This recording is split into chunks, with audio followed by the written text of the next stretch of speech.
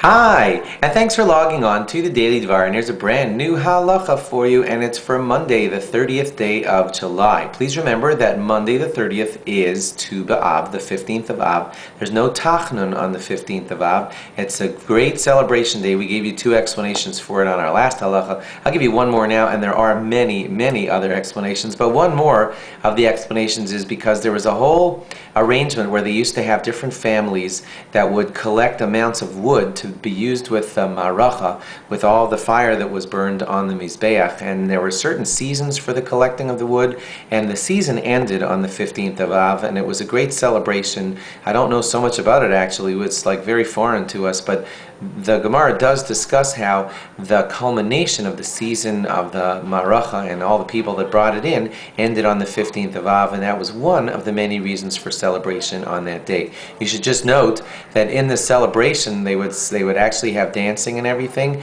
and there was actually a little bit of what you would call shidduch action, where the girls would dance. They would use borrowed clothing, so like in other words, a rich girl would not dress up fancy and a poor girl would not look poor, but they would all borrow clothing from each other so that everyone would kind of look similar, and people would actually point out and say, who's that, and maybe I should marry that person, etc., etc. And they would have also give the usual speech, which you should note, which is they would caution everyone, don't just look for beauty.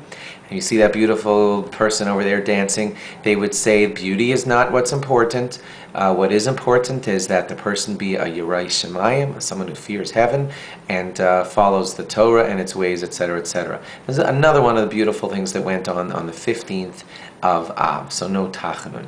One more law for you today, not necessarily related to the 15th of Av, and that is that when someone is saying Shmona Esrei, you're never supposed to interrupt them, of course, but that includes not walking in front of them, not walking behind them, not walking right directly to the sides, and we call it like an interruption to them if you were to step within their 4 amos, 4 cubits. A cubit is the length of an arm from elbow to the tips of the fingers. Some people call it 1.5 feet to about 2 feet. So approximately within 8 feet of someone saying Shmona Esrei, you should not be cutting directly in front of them. It disturbs them. When you finish your Shmona Esrei, you should look behind you to make sure that you're not going to step back into the direct 4 amos of someone else saying Shmona Esrei, because that too would disturb him. Some say that in our shuls where we have set up rows, if you take your 3 steps back in your row, it's not necessarily considered an interruption to the person who's in a separate row from you, but you may want to check with your rabbi about how your shul is set up. The main idea is to never interrupt someone during their Shmona Esrei. Thanks for logging on. Log on again tomorrow for more. Bye-bye.